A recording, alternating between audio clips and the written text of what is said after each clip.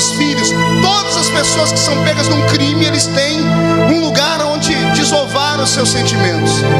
Quando Davi, pego por Deus no ato criminoso, ele olha para o Senhor e diz assim: em pecado me gerou a minha mãe. Quem lembra disso? Davi diz que quem gerou ele em pecado? Não ouviu? Pergunta para o seu irmão: você concorda? Quem concorda? Com base no quê? Porque a maioria dos grandes teólogos dizem que Davi está citando aqui a prédica universal de que o homem nasce em pecado. A maioria dos grandes teólogos escreveram acerca disso, dizendo que Davi está falando sobre o pecado inato do ser humano que ele herdou de Adão, que todo ser humano nasce predisposto ao erro e ao pecado. E eu venho hoje contra esta palavra, porque Davi não está dizendo em pecado me gerou minha mãe e meu pai, porque uma criança não é gerada sozinha, não é gerada apenas a partir de um ser, é gerada a partir de dois. É preciso células masculinas e células femininas, é preciso cromossomo Y e cromossomo X para dar um ser humano. Se Davi estivesse falando sobre o pecado universal que paira sobre a raça humana, ele diria: em pecado meu pai e minha mãe me geraram. Mas ele tira o pai da história e diz que em pecado quem o gerou foi a sua mãe. Quando minha esposa ficou grávida das nossas 3 filhas, caminhava ela pelo meio da cidade, ou entrava ela em qualquer estabelecimento comercial, e até na igreja ela era ovacionada, aplaudida, querida. Quando minhas filhas nasceram, eu já tinha muitos presentinhos esperando elas. Era a coroa da beleza da família. Ninguém apontava o dedo para minha esposa e falava que ela era uma mulher da vida, uma prostituta ou coisas mais, porque ela tinha uma aliança no dedo, aliança de comprometimento, de casamento. Tínhamos testemunhas do casamento no civil, tínhamos testemunhas do casamento religioso. Então nenhuma das minhas filhas foram constrangidas no nascimento. E nunca ninguém vai poder dizer assim: as filhas de Marco Feliciano foram geradas em pecado. Jamais. Porque nós tínhamos a bênção da igreja, a bênção do Estado, a bênção da família. Amém, igreja? Há 38 anos, quando eu nasci, a história foi diferente. A minha mãe foi hostilizada, a minha mãe foi achincalhada, a minha mãe foi chamada na sociedade de prostituta, de mulher da vida, porque ela era uma mãe solteira. Os meus documentos até o dia de hoje, se você abrir, só tem o nome de mãe, eu não tenho o nome de pai. De uma época em que no Brasil não havia lei para isso, então eu sou o famoso filho bastardo. Então só carrego o nome da minha mãe. Vai começando a entender o que eu estou dizendo.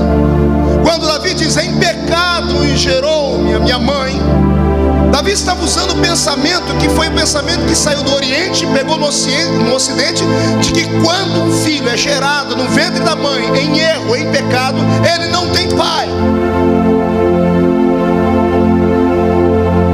Quando eu vejo o meu nascimento há 38 anos atrás, e a minha mãe tendo que se esconder, tendo que esconder a gravidez dela, e quando nasci o pai espancando ela, a família abandonando ela, porque era uma vergonha a gravidez dela.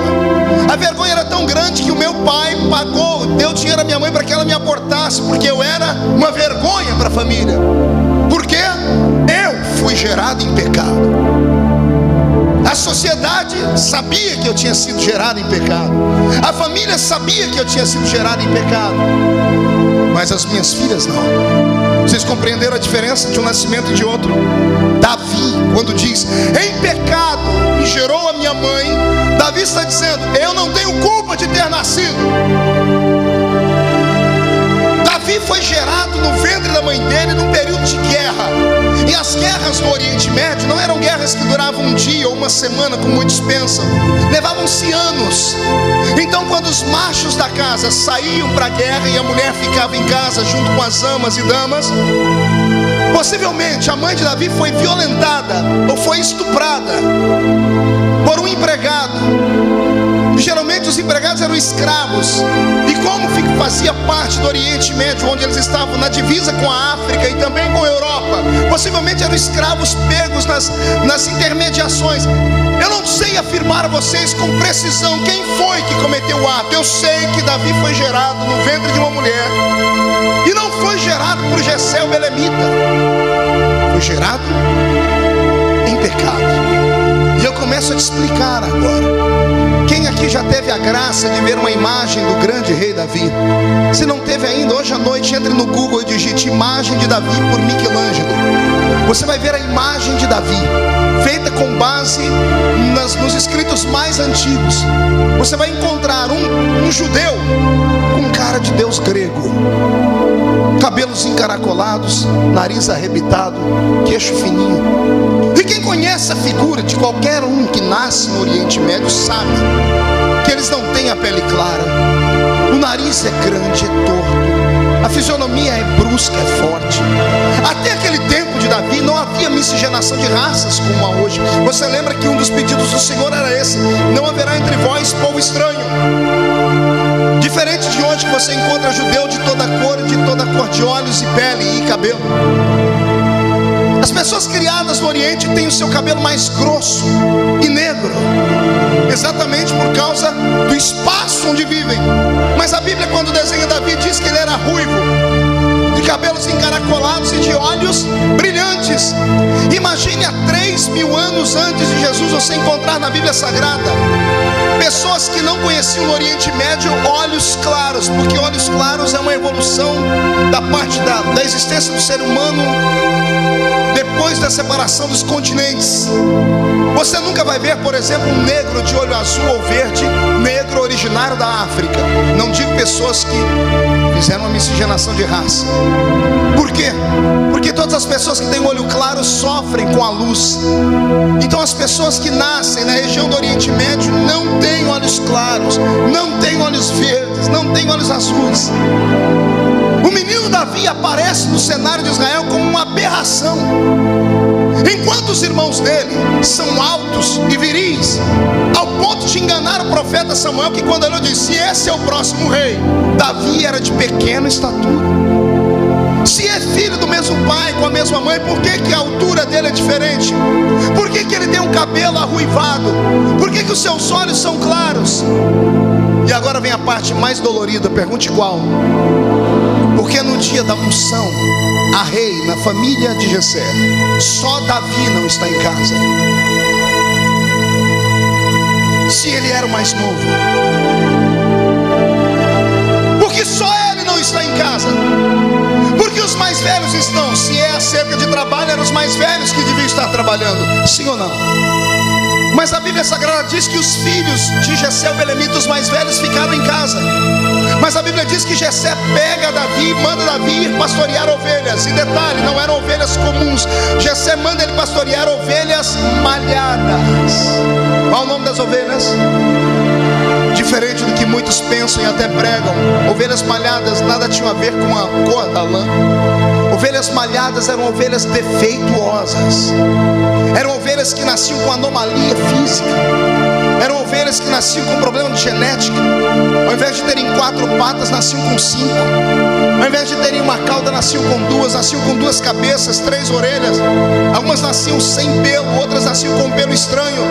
Todas as vezes que nascia uma ovelha com problema genético, ela não era assassinada, porque Israel até os dias de hoje respeita em muito as ovelhas. A ovelha é um dos poucos quadrúpedes do mundo, e por que não dizer o único, e quando percebe a morte se aproximar, ela não corre, ela ajoelha e lágrimas descem dos olhos dela. Por isso Jesus é chamado de ovelha que foi levada ao matadouro muda.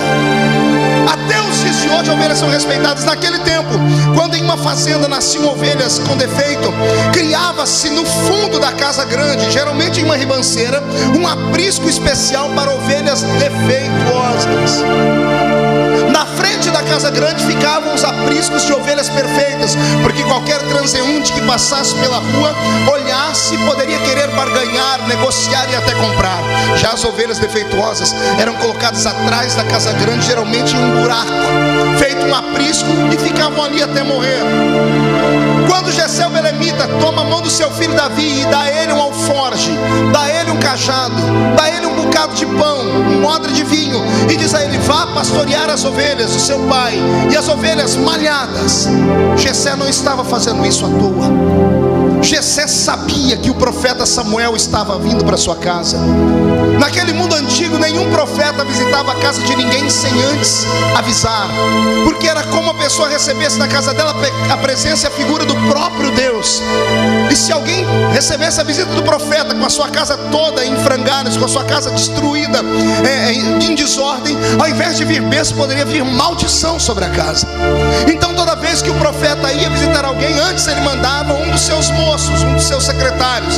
E geralmente a maioria dos secretários de profetas eram levianos. Você se lembra de Gease, né? O menino de Eliseu. Toda vez que o moço ia à frente para avisar, e eu imagino ele chegando na casa de Jessé o Belemita dizendo: eis que o profeta vem aí.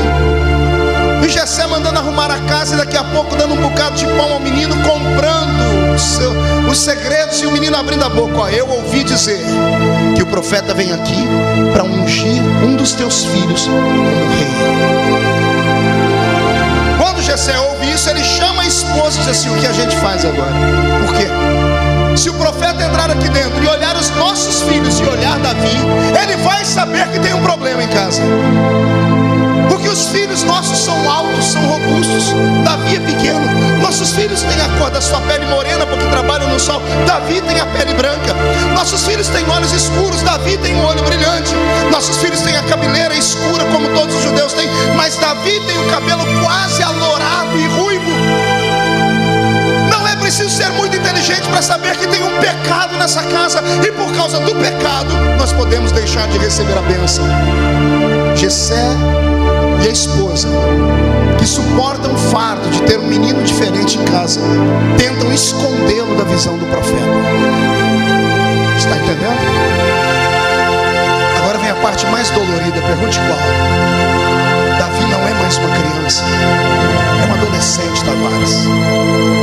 Ele vai andando pelo meio da casa e ele vê os irmãos mais velhos se banhando e se perfumando. Ele passa pelo salão de festas e tem uma mesa farta. Ele vê a mãe colocando joias. Ele vê o pai se arrumando e ele com roupas de pastor, com um cajado, um embornal e uma marmita de comida. E o pai dizendo: corra, Davi, vai, Davi, anda logo, Davi, as ovelhas estão com fome. Davi era esperto e inteligente demais para saber que ele estava sendo segregado da família. Davi sentia no coração o peso de ser excluído da família. Davi estava sentindo na alma o desprezo. Davi estava sentindo na alma o peso de ser tão diferente. E quando ele sai de sua casa e ele vai por trás da casa grande, ele desce onde estão as ovelhas malhadas. Quem não trouxe lenço, prepare a manga da camisa, porque nós vamos chorar agora. Quando ele chega diante das ovelhas e ele vê aquele bando de ovelhinhas doentes, aberrações que ninguém quer,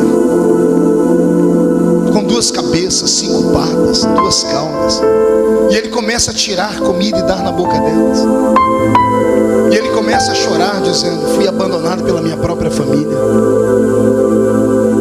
Ele começa a dizer: até essas ovelhas da casa de Israel defeituosas têm pastor. Enquanto ele está alimentando as ovelhas e chorando, porque ninguém suporta o desprezo da família, o Espírito Santo entra dentro dele e inspira. Você nunca ouviu falar que os mais belos hinos e poesias foram escritos em tribulação? Quando Davi está alimentando as ovelhas com defeito, o Senhor fala com ele: Davi, todas as ovelhas têm um pastor, Davi. Até as ovelhas com defeito, Davi. O menino termina de alimentar aquelas aberraçõezinhas, ele senta debaixo de um zimbro, enfia a mão dentro da sua sacola e tira uma harpa que ele fez há muitos anos. E chorando, ele olha para o céu e começa a dedilhar dizendo: se até essas ovelhas têm pastor, o Senhor é meu pastor e nada me faltará. Deitar-me mais em verdes pastos, guia-me mansamente em águas tranquilas. E agora que a minha alma está fervendo, refrigera a minha alma, Senhor.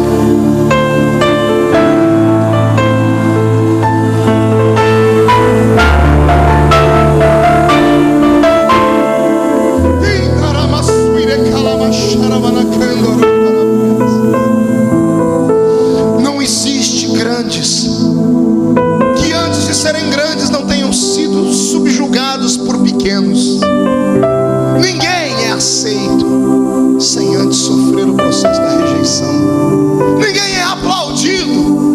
outros não for vaiado. Ninguém é pelos outros ovacionado sem antes ser chamado de ignorante.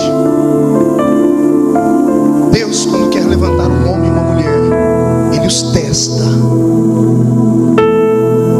Assim como ourives, que para pegar o ouro e deixar o ouro no seu ponto máximo de pureza, é preciso derreter aquele ouro. E a pedra que era gigante vai se afunilando e ficando pequena até chegar no ponto perfeito. Deus, o ourives dos ourives, tem feito com alguns que estão aqui nessa noite.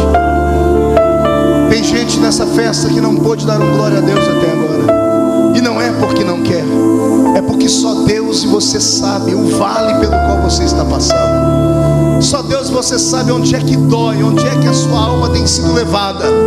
Só Deus e você conhece os trajetos da sua vida, os processos pelo qual você tem passado.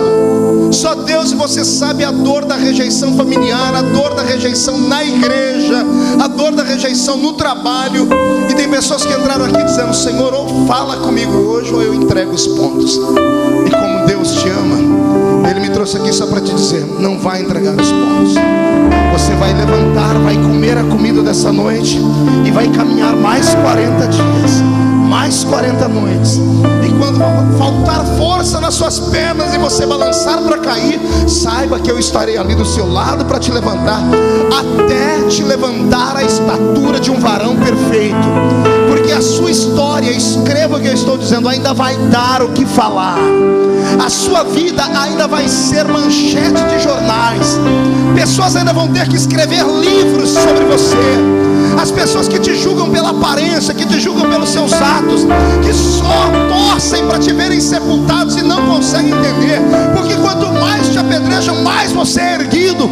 Quanto mais te caluniam, mais Deus te exalta. Vão ter que viver o suficiente